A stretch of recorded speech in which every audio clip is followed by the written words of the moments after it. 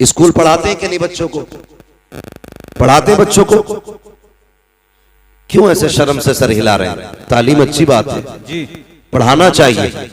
और जो लोग पीछे हैं उनसे मैं गुजारिश करूंगा आगे बढ़िए, अपने बच्चों को अच्छी तालीम दीजिए। तालीम हमारा सबसे बड़ा हथियार है। जो कौम तालीम में पीछे हो जाती है फिर वो तरक्की में भी पीछे हो जाया करती है।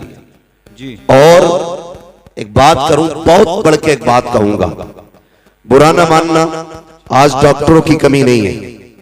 एमबीबीएस रोड पे अगर आप निकले तो 8-10 आपको तख्तियां एमबीबीएस की लगी मिल जाएंगी। 8-10 तख्तियां। एमबीबीएस भी बहुत बने और बीयूएमएस भी बहुत बन गए, मगर अफसोस कि कोई इंसान न बन सका।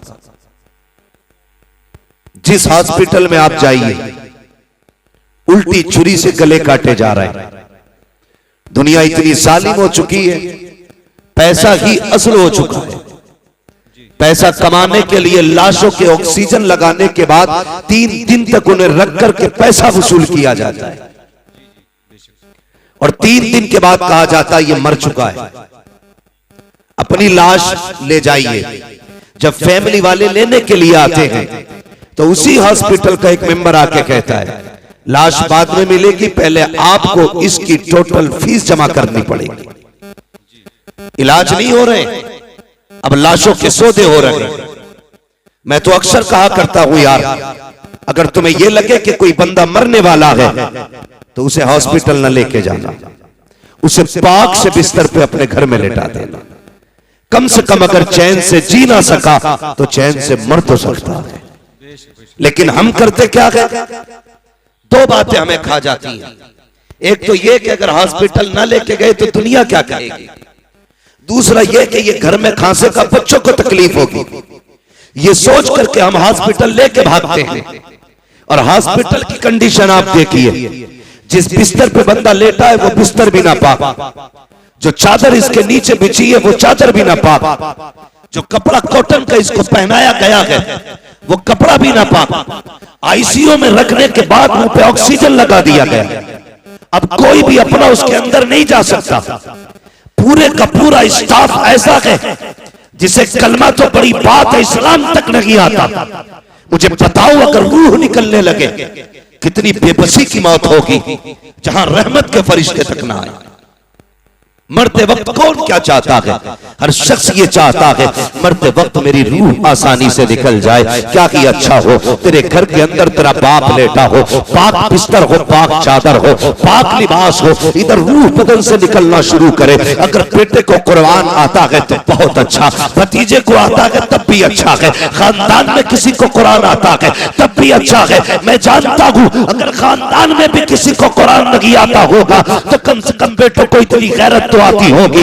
मस्जिद जाकर इमाम को बुला करके लाएंगे, वो आके बाप के सरहाने खड़ा होगा, इधर रूह निकलती होगी वो यासीन पढ़ना शुरू करेगा, इधर रूह निकलती होगी वो सूरह रहमान पढ़ना शुरू करेगा। फिर तेरा बाप बेबसी की मौत नहीं मरेगा बल्कि शान से कहता जाएगा इन्हें जाना, इन्हें माना, न रखा खैर से काम, लिल्लाहिल हम्द में दुनिया से मुसलमान। नारे तकबीर, नारे रिसालत, मसलक के आला हजरत फैजाने कुरान मुफ्ती हम्माद रजा साहिब क़िबला। मैं कहता हूं पढ़ो और आगे बढ़ो।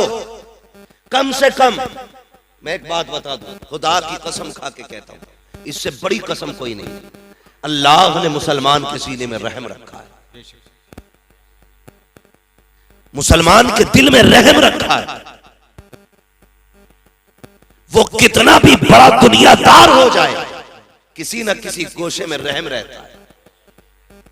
अगर आपका बेटा एमबीबीएस होगा, कुछ नहीं बीयूएमएस ही हो जाए, कोई गरीब रोता हुआ आएगा तो कभी मुस्तफा के नाम पे उसे फ्री दवा मिल जाए, कभी हुजूर के नाम पे उसका फ्री इलाज हो जाए। कम से कम कुछ भी ना सही और बढ़ के बात करने लगा हूं, ये मैं किसी पे तंज नहीं कर रहा हूँ, ये कड़वी सच्चाई है। तुम जानते हो हमारी बेटियों को जब ऑपरेशन थिएटर के अंदर ले जाया जाता है, उनके साथ क्या सुलूक किया जाता है कोई नहीं जानता है। उनके जब कपड़े उतार दे जाते हैं, कौन सी बदतमीजी नहीं करते जालिम। मैं चाहता हूँ जब तेरी बेटी का ऑपरेशन हो, वहां पे कलमा पढ़ने वाला खड़ा होना चाहिए, दीन की बेटी खड़ी होनी चाहिए, ताकि उसके सतर को अगर कोई कुत्ता खोलना चाहे हाथ बढ़ा के कह दे ना, ये सिर्फ तेरी बेटी नहीं, ये मदीने वाले की भी बेटी है, मुस्तफा की बेटी है। इसकी इज्जत को हाथ ना लगाना, इसकी इज्जत हमारी इज्जत है। खुदा की कसम खा के कहता हूँ, अगर तेरी बेटी MBBS बन जाएगी, सर्जन बन जाएगी, मैं नहीं जानता दुनिया क्या कहेगी, लेकिन इतना जानता हूँ बेशुमार बेटियों की इज्जतें महफूज होती नजर आए। क्या बात है, सुभान अल्लाह, सुभान अल्लाह। बहुत बढ़िए और आगे बढ़िए। बहुत अलग नजरिया रखता हूं मैं। पढ़ो, मैं मुखालिफ नहीं था। पढ़िए। हमारे पास क्या नहीं है कमेटी वालों, अल्लाह आपको सलामत रखे। सिर्फ जलसा न करना, सिर्फ उर्स न करना, अल्लाह तौफीक दे तो पूरा साल हुजूर की उम्मत की खिदमत भी करनी है। जी जी बेशक करेंगे इंशाअल्लाह। सारे वादा करो इंशाअल्लाह। हाँ, ये वादा करो उम्मत की भी खिदमत करनी है। और अरबाब मिंबर की बस दुआएं चाहिए। हमारे पास नारे भी बहुत हैं, ठीक है, उर्स भी हमारे काफी भारी होते हैं, लंगर भी काफी बड़े होते हैं, और ये होने भी चाहिए। ये सुन्नियों की पहचान है। मैं खत्म करने की बात नहीं करता, ये सुन्नियों की पहचान है। लेकिन मजा तब है आज मौलवी साहब के नाम का उर्स सजा के बैठे। अल्लाह करे कल मौलवी साहब की तरफ से किसी गरीब बेटी का घर भी तुम बसाने के लिए खड़े हो जाओ। जिस तरह पूरी कमेटी ने इकट्ठे होकर के खून पसीने की कमाई से उर्स सजाया है, अल्लाह करे किसी गरीब की बेटी के हाथ मेहंदी से इसी मेहनत से सज जाए। दावे के साथ कहता हूं, भले तू साल भर मजार पे ना आना, दुनिया के किसी भी कोने में तुमने गरीब बेटी के हाथ मेहंदी से सजा के उसका घर आबाद करा दिया, मरने की देर होगी मदीने वाला तेरी कब्र को सजाने खुद आ जाएगा। हमें ये करना पड़ेगा और आगे बढ़ना पड़ेगा। मेरे दोस्तों, कितने पीछे रह गए, खुद सोचो, खुद सोचो। जिसके धर्म की कोई था नहीं वो तो मजबूती से था पे बैठे, जिनके मजहब की एक एक तारीख रकम है, आज वो कितने पीछे। तुम देखोगे किसी भी गैर मुस्लिम को तुम आज देखो बिना तिलक के नजर नहीं आएगा। जी जी बेशक, बहुत गौर से सुनना मेरी बात। बिना तिलक के नजर नहीं आएगा, बिना बालों के नजर नहीं आएगा। आज क्या हुजूर ने हमें टोपी दी थी, किधर गई? कितने लोग लगाते टोपी? सोचो तो सही, कितने लोग टोपियां लगाते? कब? जुमे के दिन टोपी लगती है। किस दिन? बोलो, नाराज हो? जुमे के दिन नाराज नहीं हो तो फिर बोलो, जुमे के दिन लगाते कि नहीं? जी जी जी। और कौन से दिन लगती है? ईद के दिन। वैसे तो किसी ना किसी के सर पर रोज लगी रहती है, लेकिन मैं वो बात कर रहा हूं जिसमें ज्यादातर लोग टोपी लगाते हैं। दूसरा कौन सा दिन है? अल्लाह सलामत रखे, भाई कह रहे हैं ईद का दिन। और एक दिन और आता है जिसमें सारे लोग टोपी लगाते हैं, वो दिन आता है रबीउल अव्वल शरीफ का दिन, हुजूर की विलादत के दिन। सबके सर पे टोपियां होती हैं। और एक दिन और आता है जिसे मुहर्रम की 10 तारीख कहा जाता है, जिसमें अक्सर लोगों के सर पे टोपी होती है। जब सब टोपी लगा लेते हैं तो हुकूमत हिल जाती है। तो मैंने 4 बार टोपी लगाई, हुकूमत हिल गई। अगर 365 दिन टोपी लगा लोगे तो दुनिया हिलती हुई नजर आएगी। जी जी बेशक। लेकिन लोग कहते हैं अरे मौलवी साहब तकरीर करना, लोनी और दुपट्टे न ओढ़ना। तो मैं सीधी बात कहता हूं, जब से लड़कों ने टोपियां उतार दी, बेटियों ने दुपट्टे उतार दिए। बाप टोपी ओढ़ना शुरू कर दे, बेटियां दुपट्टे ओढ़ना शुरू कर देंगी। आदत डालिए बच्चों के, आदत डालिए। गलत मैसेज मत लेके जाना। मेरी बात का ये मत निकालना मैं किसी को सताने आया था, दिल तोड़ने आया था। मैं बताना चाहता हूं, आज शादियां आप देखिए, शादियों में जाओ तो शरीफ आदमी खड़ा नहीं हो सकता। भाई कितने में किया होटल बुक के? 2 लाख में, 5 लाख में। और एक इज्जतदार आदमी अंदर एक लुकमा नहीं खा सकता। हजरत को ले जाना, टहल टाल के बाहर आ जाएंगे, क्योंकि वहां जितने खा रहे हैं सब बैलों की तरह घूम घूम के खा रहे हैं। नीचे बैठ के खाने वाले को तो पागल समझा जाता है। और अजीब लोगों का सिस्टम है। एक ने तो कारी असगर साहब एक ही प्लेट में बिरयानी भी डाली, कौरमा भी डाला, जर्दा भी डाला, कोल्ड ड्रिंक थी, वो दूसरे हालात में पकड़े पड़ा। अब वो खाए कैसे? हालात देखिए। जी जी बेशक। और प्लेटें वो कई जगह पे फाइबर वाली, वो फटी कपड़ों पे। बारात आफत में बदल गई। बेशक। हमने 4-4 लाख के मैरिज हॉल तो किए, हमने 10 रुपए का दस्तरखान नहीं बिछाया। हमने 10-10 लाख लगा करके दुनिया की शोहरतें हासिल की। क्या कि अच्छा होता जमीन पे बैठ के मुस्तफा की सुन्नत को जिंदा किया होता। क्या कि अच्छा होता। लो एक बात और बता दो, जो खड़े होके खाते हैं उनकी बरकतों का मामला ये है, उसमें डबल खर्चा आता है। जो बैठ के खाते हैं उसमें आधा खर्चा आता है।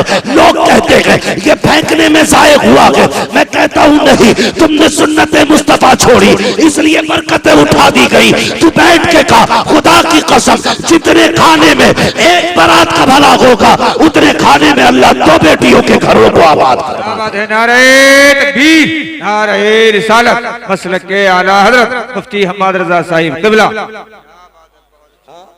बात खाने की आ गई तो एक और कह दूं। कार्ड आता, कार्ड एक आदमी की दावत है तो मोटरसाइकिल पे 3 बैठ के जाते हैं। समझ रहे मेरी बात? ये बात गौर से सुनना। एक पे 3 बैठ के जा रहे हैं, रास्ते में दोस्त मिल गया, उससे कहते तू भी टंग जा। कई लोगों की ये कंडीशन है, देखी ताहिर भाई के पैर रखने जगह नहीं, ऐसे चिलगाड़ी बन गई। दावत खाने जा रहे आप, क्योंकि पैर रखने की इतनी जगह ही कब है? वो तो बनी 2 लोगों के लिए थी, 4 बैठ गए, फ्री की खाने गए। पहले एक बात याद रखिए, मेरी बेटी हो या आपकी बेटी, हर बंदा खाना अपने मेहमान के हिसाब से बनाता है। ठीक है जी? और क्या करते हैं, अगर 100 मेहमान उसकी लिस्ट में होते हैं तो 120 लोगों का हर बंदा खाना बनाता है, बच जाए कम ना पड़े। बेशक। और जितनों को दावत देता मैं हूं या आप हूं, उसके रजिस्टर में चढ़े होते कितने लोग खाने वाले। अब अंदाजा लगाइए, एक के साथ एक फ्री आ गया, उसने बनाया था 120 लोगों का, खाने वाले कितने हो गए? 200 हो गए ना, 100 का डबल हो गया तो 200 हो गए, और कभी कभी 250 भी हो जाते हैं। अब ये बताइए, ये जो आप एक की दावत पे 3 टन के जा रहे हो, तुम्हारे बाप की जागीर थी? खुद सोच के बताइए, तुम नहीं जानते। एक बाप जब बेटी को रुखसत करता है ना, लोग खाने के ऐप बयान करना शुरू करते हैं। नाक तक भर के खागा और तीली डाल के नमक तेज था, हल्दी कम रह गई, बोटियां गला दी। कुछ कहता छोटे पीस होते, मुंह का साइज देख के जाता ना। गुंडागर्दी है ये खाने में भाई। एक गरीब मर गया रोटी पकाते पकाते। तुम किसी के खाने को खाने के बाद कहते हो इसका चावल कच्चा था, नमक तेज था, मिर्च ज्यादा थी, हल्दी कम डाली गई, तेल ज्यादा था। और यार इतना बोलने से पहले जरा पंडाल में जिधर खाना चल रहा है उधर देख तो सही। किसी कोने में बेटी का बाप गर्दन झुकाए खड़ा होगा, वो देख रहा होगा, वो दिल में कहता होगा मालिक रोटी कम ना पड़ जाए, मालिक शोरबा कम ना पड़ जाए। किसी कोने में खड़े होके कहता है या अल्लाह आज इज्जत रख लेना, तुझे क्या पता तेरी नजर में तो एक वक्त का उड़द गोश्त है। उस बाप से पूछ उसने इस उर्दों के लिए कितने दिन ओवर टाइम ड्यूटी की है, उससे पूछ एक वक्त के खाने के लिए उसने कितनी रातों में उठ उठ के मजदूरियां की है, उससे पूछ उसने कितनी मेहनत से एक बारात का खाना बनाया है। जब से बेटी पैदा हुई है इसने नए कपड़े पहनना छोड़ दिए थे, जब से बेटी घर में आई थी इसने घी दूध खाना छोड़ दिया था, जब से बेटी घर में आई थी इसने अपने शौक खत्म कर दिए थे। और तू कहता है खाने में कमी रह गई है। और शर्म कर। अगर खाने में कमी थी भी तो ना कहता कमी है, अगर कोई पूछता कैसा है कह देता खुदा का शुक्र है, बड़ा अच्छा खाना बना है। तेरा इतना कह देने से तेरे पेट में दर्द नहीं होता, लेकिन इतना जानता हूं अगर तू खाने की तारीफ करता जमीन पर गरीब राजी हो जाता, अर्शों पे खुदा की रहमतें राजी हो। क्या बात है, सुभान अल्लाह, बहुत अच्छी, बहुत खूब। हाँ, पहली बात तो ये करनी है भाई, जितनों की दावत है इतनी जाएंगे, समझ गए? बोलो इंशाअल्लाह। हाँ, जितनों की दावत है उतने ही जाएंगे। और मैं तो कहता हूं अगर तुम्हें पता चले ना कोई बेटी को रुखसत कर रहा है और उसने अपनी इज्जत बचाने के लिए लोगों को दावत दी है खाने की, तुम्हारी खुराक तो रोटी है ना, एक रोटी अपने घर खा के जा, एक रोटी बेटी वाले के दस्तरखान पे खा, एक रोटी बचा दे। खुदा की कसम अगर तेरी छोड़ी हुई एक रोटी से गरीब की इज्जत बच गई, अल्लाह कयामत में तेरी इज्जत की हिफाजत फरमाएगा। सुभान अल्लाह, सुभान अल्लाह। हाँ, ये बहुत छोटी छोटी बातें हैं लेकिन ये जन्नत में ले जाने वाली बात। बेशक बेशक। लोगों की इज्जत का ख्याल रखा करो, मान रखा करो लोगों की इज्जत का। अल्लाह आपको सलामत रखे। कोशिश ये करनी है, हमें सिर्फ जलसा नहीं कराना है, हमें हुजूर के दीन की भी मदद करनी है, हमें इस्लाम की बेटियों की भी मदद करनी है। और एक बात जिम्मेदारी के साथ कहना चाहता हूं, जो जरूरी बातें वही कहने के लिए आया हूं। कोशिश ये करें, मैंने भी मस्जिद देखी, अल्लाह सलामत रखे उन लोगों को जिन्होंने मस्जिदों को अपने घर से ज्यादा खूबसूरत बनाया है। और इतनी गुजारिश हो रही है, जैसे तुमने पत्थर से मस्जिद को सजाया है ना, वैसे सजदे से भी मस्जिद को सजा लेना। जिस खूबसूरती से तुमने मस्जिद बनाई है ना, उसी खूबसूरती से तुम जाकर सफों में भी बैठना। अल्लाह सबका दिल मस्जिद में लगाए, सबको 5 वक्ता नमाजी बनाए। बड़ी प्यारी मस्जिद है और लग रहा था कि हाँ किसी जगह पे बैठे। मगर मेरा एक मशवरा और है, इस वक्त सबसे ज्यादा जरूरी है हमारी खानकाहों, हमारे मदरसों, हमारी मस्जिदों के साथ साथ हमारे अपने स्कूल भी होने चाहिए। जी जी बेशक। हमारे अपने, समझ गए ना मेरी बात?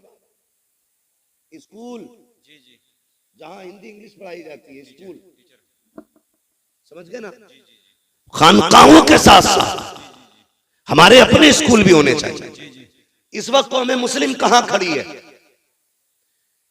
एक ऐसे दोरागे पे कौम मुस्लिम खड़ी है कि तबाही के अलावा कोई रास्ता नहीं। बेशक। या तो आप अपनी बेटी को जाहिल रखिए और या फिर आप बेटी से हाथ धो बैठिए। बस 2 रास्ते हैं तुम्हारे पास। समझ रहे मैं क्या कहना चाह रहा हूं? या तो जाहिल रखिए आप बेटी को, अगर बेटी को बचाना चाहते हो तो जाहिल रखिए, और पढ़ाओगे तो खो बैठोगे। इसकी वजह यह है कि हमारे अपने स्कूल नहीं है,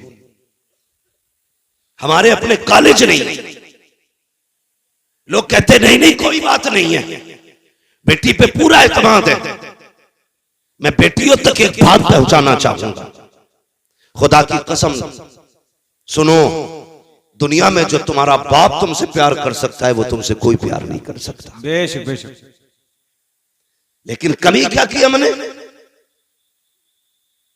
हमने अपनी बच्चियों को स्कूल नहीं दिए। वो ट्यूशन पढ़ने जाती हैं, वो स्कूल पढ़ने के लिए जाती हैं। ट्यूशन के नाम पे क्या होता है आप सोच भी नहीं सकते। इस्लाम दुश्मन ताकत है, पूरी प्लानिंग के साथ खड़ी है। तेरी बेटी को घर से कदम निकालने की देर है। मैं नहीं कहता तेरी बेटी गलत है, लेकिन उसे बिगाड़ने में ज्यादा देर नहीं लगती है, इसलिए कि इस्लाम के दुश्मन पैसे भी लिए खड़े हैं, ऐश के सामान भी लिए खड़े हैं, पूरी मदद भी उनके साथ है। जो लड़कियां चाहती हैं वो हो जाता है, इसलिए कि पावर ताकत उनके साथ है। क्या कर सकते हो तुम? कुछ नहीं कर सकते। तुम्हें बताऊं दिल रोया जब मैंने एक वीडियो के अंदर देखा, हमारी बेटियां ट्यूशन पढ़ने गई तो वहां के पढ़ाने वाले उनके साथ बदतमीजियां कर रहे हैं।